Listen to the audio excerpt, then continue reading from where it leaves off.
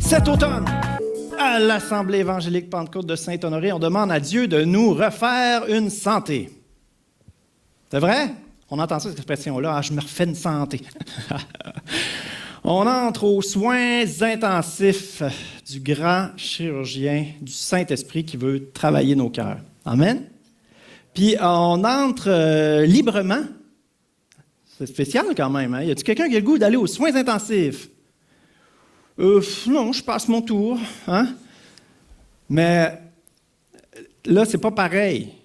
Le grand chirurgien, pas besoin d'être complètement à terre là, pour aller le voir. Librement, on peut entrer, puis est-ce qu'il peut nous faire du mal? Est-ce que ça se peut que ça fasse mal? Ah, c'est peut-être pour ça qu'on ne veut pas y aller. J'aurais normalement été rendu là, à l'aspect de la santé personnelle physique, mais j'ai jugé bon de revenir au pourquoi de cette série-là. Pourquoi on parle de la santé spirituelle? Pourquoi la santé spirituelle? On va commencer en priant. Alléluia. Merci Seigneur pour la vie abondante que tu as pour nous. On serait complètement fou de la refuser. On serait complètement fou de refuser de s'en remettre entre tes mains, Seigneur, de proclamer du fond de notre cœur, comme on vient de chanter, « Prends mon cœur, prends mon âme, je te donne tout. Toi qui m'as créé, corps, âme, esprit, toi qui me connais parfaitement, toi qui fais tout à merveille, je serais complètement fou de ne pas te laisser œuvrer dans ma vie. Je serais complètement fou de ne pas te laisser diriger ma vie. Seigneur, combien on peut être aveugle, combien on peut être sourd, combien on peut être malade, Seigneur, de ne pas accepter ton invitation, de ne pas répondre à ton invitation. C'est pour ça, Seigneur, que à l'Assemblée évangélique Pentecôte de Saint-Honoré, on déclare au Dieu qu'on veut entrer aux soins intensifs du Saint-Esprit. On accepte librement d'y entrer, on se couche sur la table d'opération, puis on te donne carte blanche. Fais ce que tu veux de nous, Saint-Esprit. Alléluia, dans toutes les sphères de nos vies. Et c'est cette prière audacieuse et troublante-là qu'on fait dans le nom de Jésus. Amen. On a chanté « Hosanna, Hosanna ». Je ne sais pas si vous vous rappelez, c'est un mot, hein? C'est un mot hébreu. Qu'est-ce que ça veut dire, ça? Hosanna. Je ne ferai pas lever la main, je sais, moi aussi, je ne le savais pas pendant longtemps. Hosanna, c'est le cri de louange qu'on criait quand que les guerriers revenaient de la guerre. C'est un cri de victoire, mais ça veut aussi dire « sauve maintenant ». Sauve maintenant. Quand on chante Hosanna, ça veut dire « Sauve, Seigneur!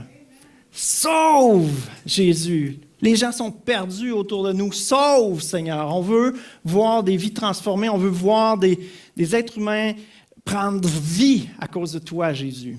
On veut voir des malades guérir. On veut voir des âmes être guéries. Des personnes qui sont sur la touche, qui sont complètement inertes, morts dans leur âme depuis des années. Il y a la paralysie physique, mais il y a la paralysie de l'âme, paralysie intellectuelle. Il n'y aurait aucune limite à ce que Jésus peut faire. Parfois, il pouvait guérir un sourd, un aveugle de naissance. Parfois, il y avait un démon qui rendait la personne sourde. Puis, il chassait le démon, la personne était guérie. Il n'y a pas de limite à Dieu. C'est pour ça corps, il guérissait un aveugle de naissance. Impossible. Il chassait un démon, puis la personne entendait tout à nouveau. Il n'y a pas de limite à ce que Dieu peut faire. Et souvent, on a cette idée-là que la vie spirituelle, la vie avec Dieu, c'est une petite sphère de notre vie. C'est notre temps dévotionnel, 1-2 fois par jour, 1-2 fois par semaine, ça dépend des gens. C'est le temps qu'on prend pour aller à l'église, c'est un petit temps de prière avant de manger, puis le reste du temps, c'est comme ça, c'est la vraie vie. Ça, c'est la vie normale, puis c'est comme si ça ne concernait pas Dieu. Est-ce que je suis seul à avoir pu penser comme ça? Mais non. Dieu, j'aime dire que Dieu ne veut pas être juste le premier dans votre vie. Dieu veut être au centre de tous les aspects de votre vie. Amen. Au centre de vos rêves, au centre de vos aspirations, au centre de tout, que ce soit lui qui puisse guider chaque aspect de nos vies.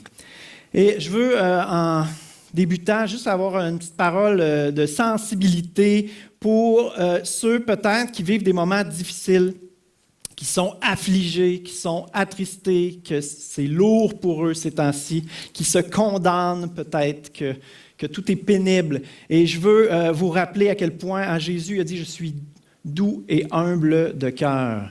La douceur de Jésus. Puis le Saint-Esprit est appelé aussi le consolateur. Il n'y en a pas de meilleur que lui. Et votre Père céleste, il veut vous prendre dans ses bras d'amour, puis vous restaurer, vous faire du bien. Amen. Parce que ce matin, ça va quand même un petit peu rentrer au poste. Parce que je veux vous inviter à véritablement ouvrir vos cœurs, ouvrir votre esprit pour une œuvre plus grande que Dieu veut faire. Pas une œuvre qui touche juste ce que peut-être vous pensiez qui était la vie spirituelle, qui est comme un aspect de votre vie, mais que Dieu puisse toucher toutes les sphères de votre vie de façon plus large, de façon globale, de façon totale. Le verset typique des souhaits de bonne année, c'est 3 Jean 1, verset 2. « Bien-aimé, je souhaite que tu prospères à tous égards et sois en bonne santé, comme prospère l'état de ton âme. » À tous égards, comme prospère l'état de ton âme. Cet automne, on parle de santé spirituelle et on parle de leadership aussi. Et l'idée, c'est ça, c'est que Dieu puisse, la sagesse de Dieu, de la parole, les vérités de la parole, puissent transformer notre façon d'être, notre façon d'agir, d'interagir, notre façon de vivre dans toutes les sphères de nos vies. Il y a une sagesse qui touche toutes les sphères de la personne dans la parole de Dieu. C'est quoi le point de départ de la guérison d'une maladie? Je pense surtout à la santé mentale. C'est quoi le point de départ de la guérison? C'est quoi le point de départ pour que le vent tourne, pour que les choses se mettent à s'améliorer? Mes amis, le point de départ, c'est de reconnaître notre maladie. Et ça se poursuit par la suite tout au long. Dans le domaine de la santé, on appelle ça la compliance. Quelqu'un qui va adhérer au traitement, c'est quelqu'un qui continue d'être conscient qu'il est malade, qu'il a besoin de ce traitement-là. Parce que le classique, c'est que dès que ça va bien, j'arrête mes pilules. Puis là, la plupart du temps, qu'est-ce qui arrive? Ça recrache. Ça, c'est typique. Mais de prendre conscience qu'on est malade. Et c'est ce qui s'est passé au salut, quand on a été sauvés. Est-ce qu'il y en a qui étaient des grands malades? Des êtres pécheurs, coupables, condamnés, puis qui ont réalisé à leur plus grande honte que depuis qu'ils étaient nés, on vivait indifféremment de Dieu. On faisait ce qu'on voulait, on vivait pour notre petit bonheur à nous. On a tous passé par là. Tous ceux qui ont découvert que Christ était mort sur la croix pour eux, il fallait toujours bien qu'ils réalisent qu'ils méritaient ça. Right? C'est vrai? Et par la suite, OK, on est déclaré juste, on est déclaré saint, on a accès au Père, il voit Christ. Quel privilège. on peut aller au Père céleste. Parce que Christ est mort à notre place. Puis on y va avec le Saint-Esprit qui habite en nous, qui nous a révélé qu'on est des enfants de Dieu, qu'on peut s'approcher avec confiance, avec assurance, comme un enfant qui court vers papa, maman, qui s'accroche après sa jambe, avec confiance, avec liberté. Quel privilège! Amen! Quel privilège! C'est ça qui nous a été donné. Sauf que dans la réalité terrestre, est-ce que tout est réglé? Non! On continue d'avoir cette foutue nature pécheresse. Hein? Ce que la Bible appelle la chair qui n'est pas le corps. On va le voir la semaine prochaine. Les désirs de la chair, hein, la nature pécheresse. Il y a un combat à vivre en dedans de nous et on réalise souvent, alors qu'on a été sauvés, la lumière, hein, Jésus-Christ, c'est la lumière du monde. Le Saint-Esprit vient habiter en dedans de nous, puis là, il met la lumière tout d'un coup sur un paquet d'horreurs en dedans. Êtes-vous déjà allé dans une maison hantée, genre à la ronde? Je suis allé là bien longtemps. J'aime mieux glisser de dos. Mais en tout cas, dans une maison hantée, tu es dans un gros chariot, là. Puis là, il fait noir, noir, noir. Puis là, tout d'un coup, qu'est-ce qui se passe? Il y a un spot de lumière qui s'allume, qui fait que tu vois de quoi de dégueulasse. La vie sans Dieu, c'est une vie pas de lumière. Fait que tu fais ta petite ride dans la maison hantée, tu te rends compte de rien. Mais qu'est-ce qui arrive quand la lumière rentre? Oh, elle met la lumière sur des toiles d'araignées, sur des zombies, sur des sorcières, sur des blessures, sur des drôles de réactions qu'on a, sur... Est-ce que c'est vrai? Hein? On dirait qu'on a plus de problèmes depuis qu'on est chrétien. C'est comme si, en fait, l'ennemi nous laissait tranquille tant qu'on était aveugle, tant qu'on s'en foutait, tant qu'on vivait pas pour Dieu. Tu sais. Puis là, tu veux vivre pour Dieu. Oh, tu viens de te trouver un ennemi, là. Hein? Puis là, ça met la lumière sur des choses dégueu, mais c'est toujours pour le mieux. Dieu veut nous refaire une santé. Il veut guérir. Il veut restaurer. Il veut changer notre façon de vivre pour le mieux. Amen. Reconnaître qu'on est malade. Pourquoi, dans le domaine de la santé, on aime poser des diagnostics? Hein? On aime mettre un mot sur une liste de symptômes. Tu présentes tel symptôme, ça, on appelle ça... Hein? On met un mot, on met un diagnostic. La maladie, cette maladie-là que tu as, ça s'appelle ça. Et ça a des bienfaits. Des fois, ça décourage les gens. Ils trouvent que c'est horrible, c'est une fatalité. Dans le fond, ils sont identifiés, ils ont l'étiquette, ils ont l'identité de malade bipolaire, de dépressif. Puis là, ça leur rentre dedans, puis ils se sentent complètement démolis. Ça peut arriver, il y en a que ça leur fait ça. Mais normalement, de poser un diagnostic, c'est supposé avoir des bienfaits. Premièrement, de réaliser qu'on n'est pas tout seul. Tu n'es pas la première personne à qui ça arrive. Tu n'es pas la seule à être atteint, à présenter ces symptômes-là de maladie. Alors, c'est comme rassurant un peu. Tu dis, OK, il y en a d'autres qui ont ça, il y en a même qui survivent, ou il y en a qui réussissent à dealer avec, ils ont réussi à avoir quelques bonnes années, hein, des fois c'est une maladie qui mène à la mort. De toute façon, la vie, c'est une maladie mortelle. Hein, on finit tous par mourir à un moment donné. Mais si tu as un diagnostic d'une maladie qui, avec tel pronostic, là, normalement, tu devrais vivre tant de mois.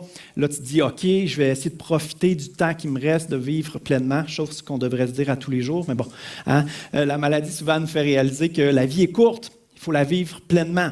Alors, au moins, tu te réalises que tu n'es pas seul. Il y en a d'autres qui ont présenté les mêmes symptômes. Tu n'es pas tout seul à souffrir. Et l'autre aspect positif, surtout, et c'est vraiment ça le but de la médecine interne, là, de poser les diagnostics. Là, vous avez tous vu des émissions là, de médecine où c'est des cas vraiment étranges. Puis là, on cherche le diagnostic. C'est de mettre le doigt sur le bobo. Ah, voilà ce qu'il faut traiter. Hein? Ayant mis le doigt sur le bobo, on sait ce sur quoi il faut travailler. C'est prometteur. Il y a de l'espoir tout d'un coup, hein? Qu'on va pouvoir guérir. Il y a un traitement. Il y a quelque chose qu'on peut faire pour améliorer les choses. Combien savent qu'il y a des choses qu'on peut faire pour améliorer les choses avec Jésus? Y a-t-il des situations désespérées pour Jésus? Espoir, c'est quoi l'espoir? C'est Jésus. Y en a-tu de l'espoir sans Jésus? Non, pas d'espoir sans Jésus. Ce monde est voué à la destruction, à la mort, mais avec le Seigneur, alléluia, tout est possible.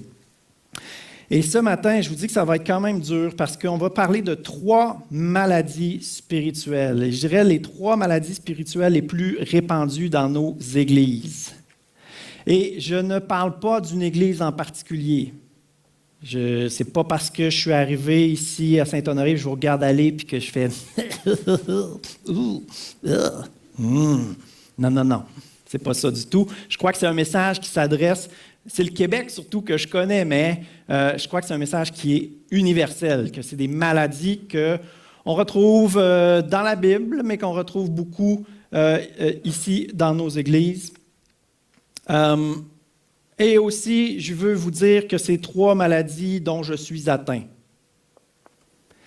Des maladies qui ont été présentes dans différentes saisons de ma vie, je dirais. Dans une période de ma vie chrétienne, c'était plus contre ce genre de symptômes-là que je luttais et je pourrais mettre tel diagnostic que j'avais. Dans une autre saison, c'était plutôt ces symptômes-là, c'est de cette maladie-là que je souffrais. Dans une autre saison, c'était plus là. Et là, ayant vécu ces 3 saisons-là, là, je vous dirais que les 3 continuent d'être là parce que j'ai encore une nature pécheresse, j'ai encore mes combats. Vous comprenez ce que je veux dire? Oui, j'ai expérimenté certaines victoires. Oui, c'est bon de mettre le doigt sur le bobo puis de choisir de lutter contre ça. On a une nature pécheresse, on va devoir lutter toute notre vie. Alors, je n'attaque personne en particulier, je n'attaque pas une église en particulier, mais on va parler de 3 maladies spirituelles que je crois être les 3 maladies spirituelles les plus répandues dans nos églises. La première, c'est l'hyperspiritualité. L'hyperspirituel a une intimité incroyable avec Dieu. Super! Il expérimente Dieu d'une manière indescriptible, mais justement, c'est indescriptible. Non seulement ne peut pas mettre de mots sur ces merveilleuses bénédictions et comprendre un minimum ce qui s'y passe, mais les jours et les semaines qui suivent ces expériences nous démontrent qu'il n'y a pas banban de fruits. Il s'édifie lui-même beaucoup, beaucoup, beaucoup, mais on a le goût de lui dire « tu n'aurais pas le goût d'édifier les autres un peu ». La deuxième maladie, et je le répète, on va s'identifier dans une certaine mesure à toutes les maladies. Moi, en tout cas, je suis atteint des 3.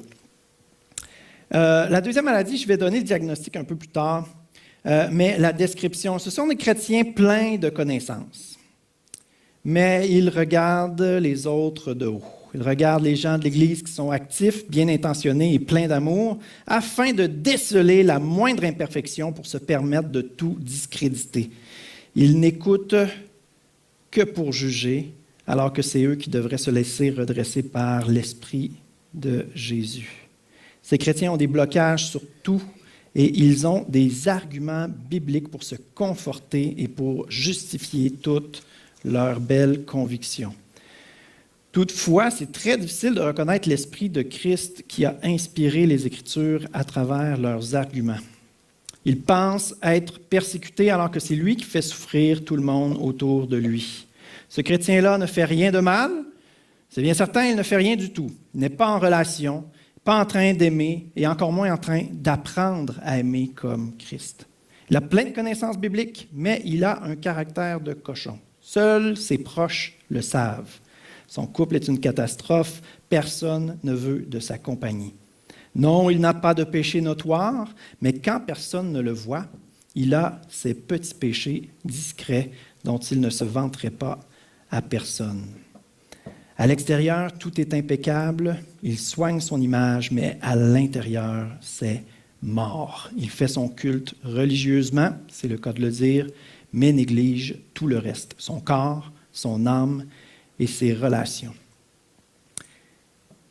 Bien souvent, le chrétien atteint de cette maladie est sincère et il pense plaire à Dieu, mais son zèle est amer, religieux. Il ne réalise pas que rien n'attriste plus le cœur de Dieu que lorsque quelqu'un fait mal à ses protégés.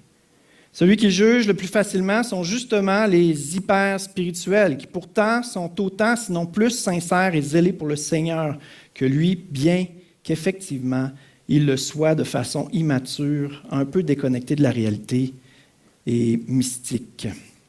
Mais peut-être devrait-il s'inspirer d'eux pour rafraîchir sa foi cérébrale, froide, religieuse. Ces chrétiens sont atteints de religiosité. Troisième diagnostic, mais celui-là, j'ai hésité à le dire parce que, d'après moi, ils ne sont pas là, eux. Mais bon, on va le dire pareil. Probablement pas là, mais moi, je vous dis qu'il est en dedans de moi. Alors, il y a un combat à ce niveau-là. Ça s'appelle la suffisance. Ce chrétien-là aussi, bien sûr, se pense au-dessus des autres et il a du mépris pour les autres chrétiens. Lui est capable de connecter avec le vrai monde. Il dit merci à Dieu pour ensuite tout prendre pour lui. Il est centré sur lui-même. Il aime bien les valeurs chrétiennes. Il essaie d'être une bonne personne. Il est même capable de parler et défendre la foi chrétienne, mais il n'en a pas saisi le sens profond et il n'a pas d'intimité avec Dieu. On a tous des imperfections. On a tous besoin continuellement d'être renouvelés par Jésus-Christ et pour Jésus-Christ et apprendre à vivre en Jésus-Christ. 2 Corinthiens 3, 18 nous dit « Nous tous qui sans voile sur le visage contemplons comme dans un miroir la gloire du Seigneur, nous sommes transformés à son image de gloire en gloire par l'Esprit du Seigneur. » Justement, surtout le religieux, il connaît bien ce verset-là, de gloire en gloire, de progrès en progrès, mais en quoi? Où ça?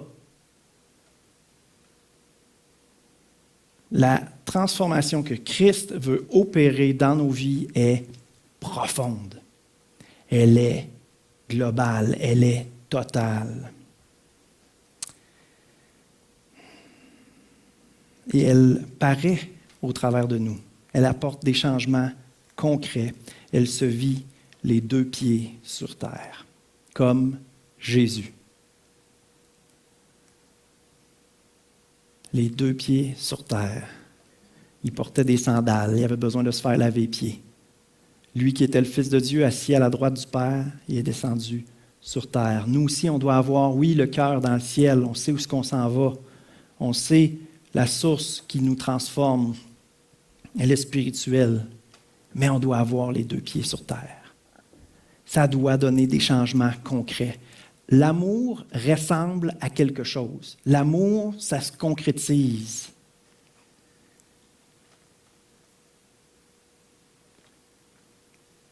Comme je vous dis, j'ai eu ces 3 maladies-là. Et ces 3 maladies typiquement spirituelles, parce que ça traite vraiment de notre intimité avec Dieu, nos connaissances, notre façon de voir ce qu'est la vie chrétienne. Mais l'être humain peut être atteint de tellement de façons, puis ça peut avoir tellement de différents symptômes, nos maladies.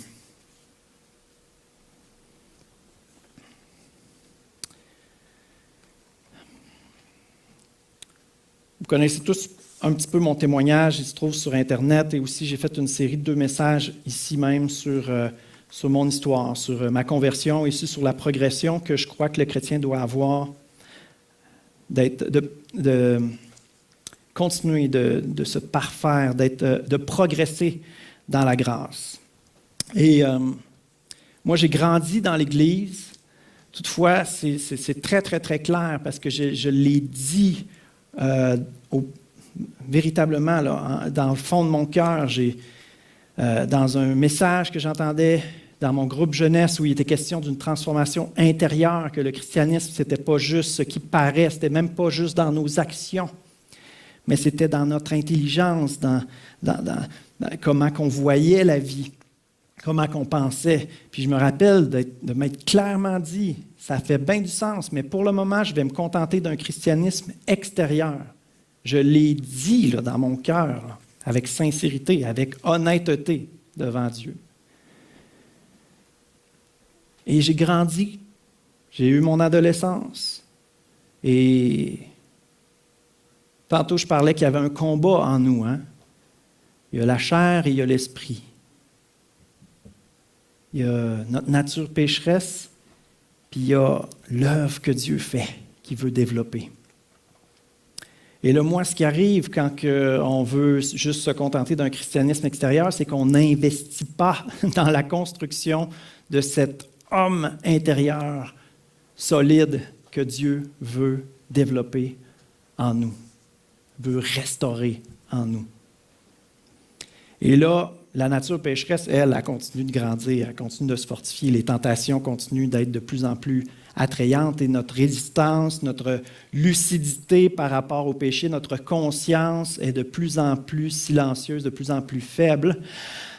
Alors, qu'est-ce qui arrive? On commence à faire des niaiseries. Et qu'est-ce qui arrive? Il commence à y avoir du dommage. Souvent, les dommages prennent du temps. On a du plaisir beaucoup avant, là. Hein? Les dommages viennent plus tard. Et dans mon cas, ça a été ravageur parce que j'ai vécu une expérience extrêmement intense, extrêmement stimulante. Ça s'est échelonné sur 1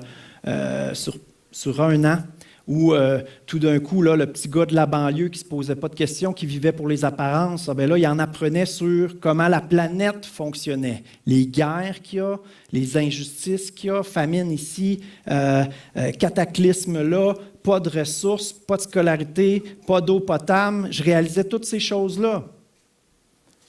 Et là, moi qui vivais pour moi-même, pour mon petit bonheur à moi, là, je réalise qu'il y en a que le bonheur, c'est loin d'être une priorité, c'est survivre, c'est la priorité. Et là, je réalise toute la méchanceté humaine parce qu'on pourrait avoir des solutions, on pourrait mettre des mesures en place pour que les choses s'améliorent. On les a, les ressources, mais on ne le fait pas. On continue de s'enrichir sur le dos des faibles. Les faibles continuent de s'appauvrir, les riches continuent de s'enrichir. On fait la sourde oreille, on ne veut pas le savoir. C'est dérangeant. Ça atteint notre confort.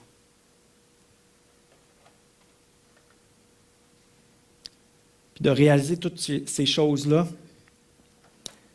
mon être spirituel n'étant pas fort, mon intelligence comprenant toutes ces choses-là, puis notre vraie personne, là, c'est un être spirituel. Le corps, c'est la carcasse, c'est le véhicule dans lequel l'homme spirituel se trouve. Ce qui est vrai, la vraie affaire, c'est la réalité spirituelle, c'est ce qui va durer pour l'éternité. La réalité dans les lieux célestes, elle est beaucoup plus réelle et vraie que la réalité terrestre. Dieu est esprit. Alors, ce qui est spirituel existait avant la création du monde. Alors moi, mon être spirituel était resté un enfant. Et là, je ne dirais même pas ma nature pécheresse, mais juste l'homme naturel que je suis. Là, j'avais une nouvelle compréhension. Et c'est comme si la fondation spirituelle, là, qui je suis, là, mes convictions, mon identité, avec ce poids-là de prise de conscience de ce qui se passe sur la planète, de la méchanceté, de la cruauté humaine, me suis effondré complètement. Une autre façon de dire, mon cerveau a disjoncté, n'a pas été capable de prendre ces informations-là, c'était trop lourd, mon cerveau a disjoncté, ça a déclenché ce qu'on appelle une maladie bipolaire. Parce que sur le coup, qu'est-ce qui est arrivé? Littéralement, je disais que j'étais un nouveau Jean-Math.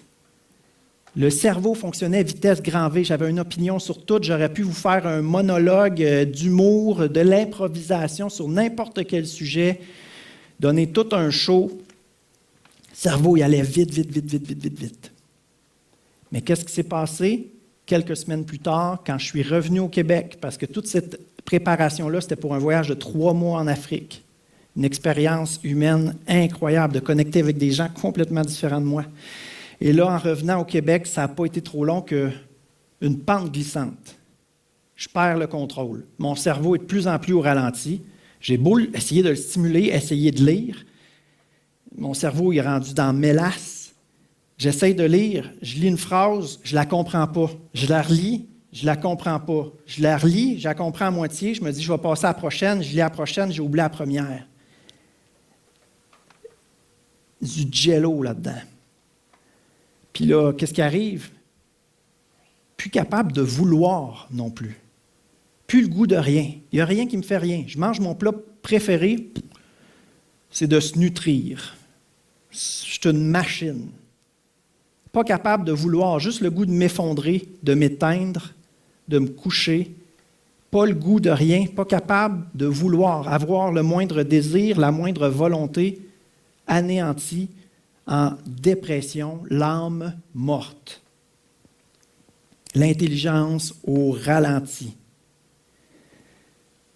Ce qui est étonnant, c'est que de réaliser la cruauté humaine, la méchanceté humaine, ça m'a ramené à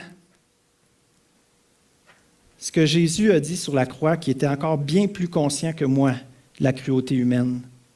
Puis il a dit, « Père, pardonne-leur, car ils ne savent ce qu'ils font. »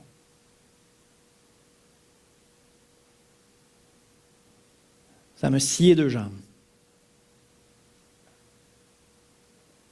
Puis après ça, je me suis regardé, je me suis dit, je ne suis pas mieux qu'un autre. Moi aussi, je vis pour moi-même. Moi aussi, je m'en fous de Dieu. Je prends les petites valeurs chrétiennes, la petite philosophie, je réfléchis, je parais bien. En dehors de l'Église et dans l'Église, tout est beau. Je ne suis pas mieux qu'un autre. Père, pardonne-le, parce qu'il ne sait pas ce qu'il fait. Quel idiot. Quelle honte. Et un chant qu'on chantait régulièrement à l'église, « Me voici, ébloui devant ta face. J'ai trouvé l'amour incomparable est mien, car tu t'es sacrifié. Majesté, ta grâce m'a pris tel que je suis. » Cette loque humaine, cet homme pécheur. Puis là, je valais plus cher, là.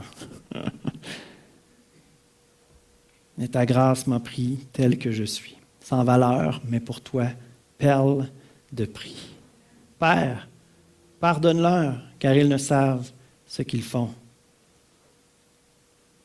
À mes yeux, c'est des perles de prix. Et on a été rachetés à un grand prix. D'esclaves que nous sommes, d'êtres pourris, centrés sur lui-même, qui veut faire à sa tête, agir indifféremment de Dieu. Dieu nous prend. Il sait la valeur qu'il y a en dedans. Ça, là, oui, il agit de cette façon-là, là. Mais c'est une créature merveilleuse créée à l'image de Dieu. Watch out, le potentiel. Puis avec Dieu, il y a toujours de l'espoir. Qu'est-ce qu'il fait? Il guérit. Il restaure. Si l'être humain, c'est un vase, ben là, le vase, il était en morceaux. Puis là, tout ce que je faisais, c'était, tiens Jésus, voilà mes morceaux. Puis là, lui, il faisait une œuvre avec ça.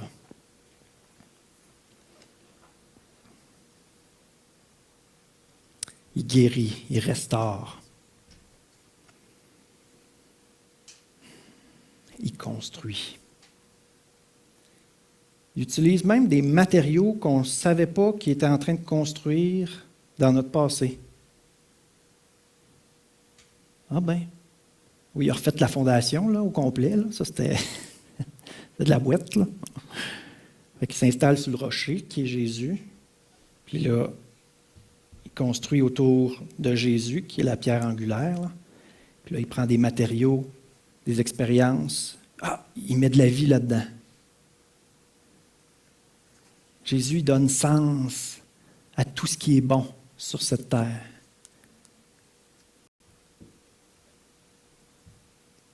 Toutes les œuvres humanitaires prennent leur sens en Dieu. À quoi bon aimer notre prochain si on meurt puis on retourne au néant? À quoi bon? Mais si ton prochain, c'est une créature merveilleuse à l'image de Dieu, puis que Dieu l'aime d'un amour infini, puis que dans le fond, en allant vers cette personne-là, en prenant soin d'elle, tu touches le cœur de son Père, ça, c'est une vie qui fait du sens. Ça, c'est la vie que Dieu veut pour ses enfants. Vous avez, chacun d'entre vous, été créé unique, avec des talents, avec des dons. Dieu veut vous restaurer, vous fortifier, puis vous utiliser pour une vie unique. La louange là, de chaque vie, c'est un parfum de valeur. L'offrande de votre cœur, c'est l'offrande d'un cœur unique. C'est un parfum unique. Il n'y a personne qui peut donner à Dieu la louange que vous pouvez lui donner. Vous pensez que vous êtes ordinaire, vous pensez que vous chantez mal, que... Peu importe. On n'a pas tous les talents. On n'a pas tous les talents. C'est bon, c'est pour nous garder humbles, là. On n'a pas tous les talents de tout le monde.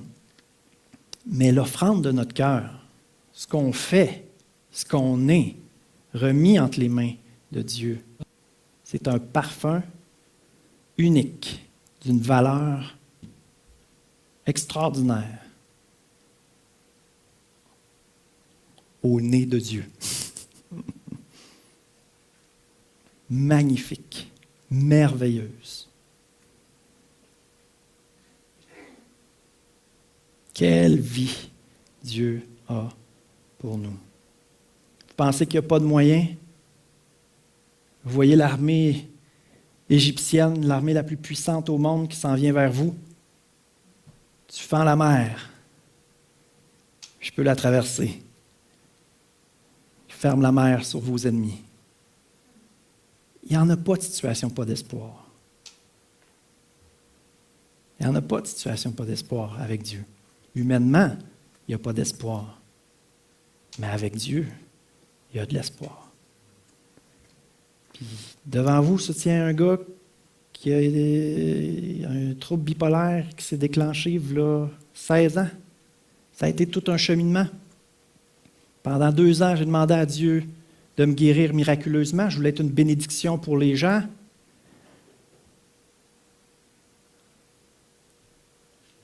Qu'est-ce qui m'a amené à comprendre que Dieu voulait utiliser d'autres moyens qu'un miracle? Pendant 2 ans et 3 mois, j'ai prié. J'ai demandé à Dieu de me guérir. La parole qui m'a fait regarder ailleurs, parce que Dieu voulait utiliser des ressources qu'il a créées. Il voulait utiliser des dons qu'il a développés. Il voulait utiliser des solutions que l'être humain a trouvées, a créées, parce que l'être humain, Dieu l'a créé intelligent. Il a été capable de trouver des solutions aux problèmes. Et la parole qui m'a fait allumer, vous savez quand il y a une parole qui tombe dans le cœur, là, puis que notre façon de voir les choses change. C'est les derniers mots que ma grand-mère Alzheimer a dit. Elle n'a plus rien dit après. Prends tout ce que Dieu te donne. C'est d'une simplicité comme phrase, mais tout, c'est quoi tout? Dieu te donne la Bible, puis la possibilité de prier avant les repas, puis de temps en temps avant de te coucher. C'est ça? C'est quoi tout? Dieu a créé ci, il a dit que c'était bon. Il a créé ça, il a dit que c'était bon. Il a créé ça, il a dit que c'était bon. Satan aime pervertir les choses. Mais à la base, tout est bon. La terre est maudite. Il y a plein de problèmes. Le péché a entaché l'être humain, puis on subit le résultat de milliers d'années de péché dans l'humanité qui fait qu'aujourd'hui, l'ADN humain, il est scrap. Il y a plein de maladies. On est malade. La planète est scrap. La fin des temps est proche. Tous ceux qui écoutent les nouvelles disent Amen. Parce que pas besoin de lire la Bible pour le savoir. Tous les scientifiques en parlent que la fin du monde est proche. Prends tout ce que Dieu te donne. Et qu'est-ce que Dieu me donnait? Bien, premièrement, des frères, des sœurs dans le Seigneur. Des personnes à qui je pouvais me confier. Leur confier quoi? Leur confier que je souffrais depuis 2 ans et 3 mois. Personne ne le savait. J'en avais parlé à un, à l'autre, vitement comme ça, de façon un peu... Personne n'avait décelé qu'il y avait quelque chose, là, qu'il y avait une pointe de iceberg. Là, je me suis mis à parler du iceberg en dessous de l'eau. Là. Ça n'allait pas pantoute. Puis là, hop, tu parles à un, hop, tu parles à un autre, puis hop, les moyens s'orchestrent. Il y a un verset qui dit « Dieu ne permet pas que vous soyez éprouvés au-delà de vos forces, mais alors que vous êtes éprouvés, il prépare le moyen d'en sortir. » Le moyen, c'est quoi?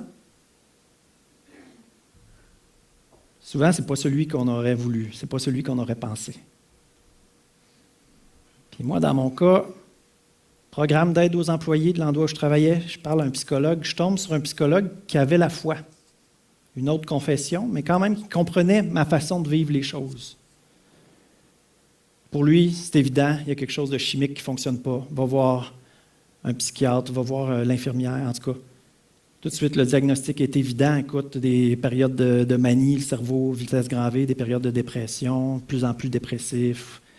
Voilà, on commence la médication. C'est supposé prendre 1 mois à agir. Ça prend 2 jours. Ting! Wow! Je voulais. J'étais en forme physiquement. Je mangeais bien. J'avais des livres à lire pour stimuler mon cerveau. J'étais prêt à prendre tout que Dieu me donnait pour aller mieux. Alors, le petit coup de pouce chimique, c'est de ça que j'ai eu besoin. Parce que Dieu a créé l'être humain intelligent. La science s'est développée. La science, c'est quoi? C'est de découvrir comment que la création est intelligente. On recueille des données, on fait des regroupements, des statistiques, on comprend des choses. C'est juste ça, la science. Et ça a été tout un cheminement. Pourquoi? Parce que, alors que je voulais que Dieu me guérisse pour être une bénédiction, oui, c'était un beau vœu pieux, là. Mais en fait, ce que ça cachait, c'est que je ne voulais pas que les gens sachent que je souffrais. Je ne voulais pas que les gens sachent que j'étais faible. Puis en bout de ligne, qu'est-ce que ça veut dire? Je ne voulais pas que les gens sachent que j'étais humain.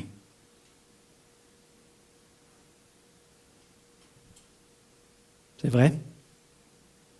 L'humilité précède la gloire. À qui la gloire?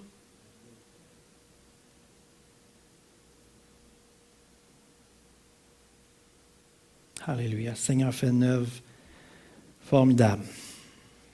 Alléluia. Je demanderai aux musiciens de s'approcher. On pourrait commencer par le chant de Luc Dumont, « Prends mon cœur, prends mon âme, je te donne tout ». Puis après ça, le « Hosanna » de Paul Baloche. On dirait que tous les chants ce matin disaient le message que je voulais prêcher ce matin. C'était arrangé avec le gars des vues, comme on dit. C'est qui le gars des vues? Moi, je n'ai pas échangé de courriel avec Sylvain cette semaine sur le sujet du message. Aucun. Merci Seigneur. Est-ce qu'il y en a qui veulent dire ce matin, « OK, c'est correct. Je comprends. Je vais entrer aux soins intensifs du Saint-Esprit. » Alléluia. Tant qu'on ne voudra pas avancer, tant qu'on ne voudra pas aller plus loin, on n'aura pas besoin de Dieu. Il est venu pour les malades, pour qu'ils soient guéris. Mais plus que ça, ceux qui veulent avancer, Dieu, c'est le meilleur psychologue, avec sa parole, avec son esprit. Il veut vous diriger. Oui, il va utiliser des êtres humains. Oui, il va utiliser des moyens que l'être humain a développés. Mais c'est Dieu l'intelligence suprême. C'est Dieu qui a créé l'être humain. Puis ce que l'être humain développe, c'est pas tout mal. Examinez tout, retenez ce qui est bon. Mais prenez tous les moyens que Dieu vous donne pour progresser, pour rentrer dans la vie que Dieu veut pour vous. Bien-aimé, je souhaite que tu progresses à tous égards, comme progresse l'état de ton âme. Si vous étiez votre coach, qu'est-ce que vous diriez? Je veux que tu progresses à tous égards, comme progresse l'état de ton âme. Et est-ce que vous êtes capable de le déclarer? Je veux progresser à tous égards, comme progresse l'état de mon âme. Alléluia. Et c'est ça, la série Santé spirituelle. On consacre nos vies. Est-ce qu'on peut prier, juste pencher nos têtes? Alléluia. On se consacre à toi, Seigneur Jésus. On s'en remet entre tes mains. Alléluia. Fais ton œuvre dans nos vies, oh Dieu. Alors qu'on décide de te laisser le premier, alors qu'on décide de te laisser être le maître de notre vie, au centre de notre vie. Alléluia. Fais ton œuvre, Seigneur. Guide-nous, dirige-nous. Dans toutes les sphères de nos vies, on veut avancer, on veut progresser, Seigneur, par toi et pour toi, Jésus. C'est toi notre maître et c'est à toi que toute la gloire dans nos vies va revenir. À toi la gloire, à toi l'honneur. Est-ce qu'on peut se lever ensemble? Alléluia, parce que de nos cœurs, notre cœur qui se remet à Dieu, c'est un parfum unique, d'une valeur inestimable pour Dieu. Est-ce qu'on peut le louer, l'adorer? Alléluia.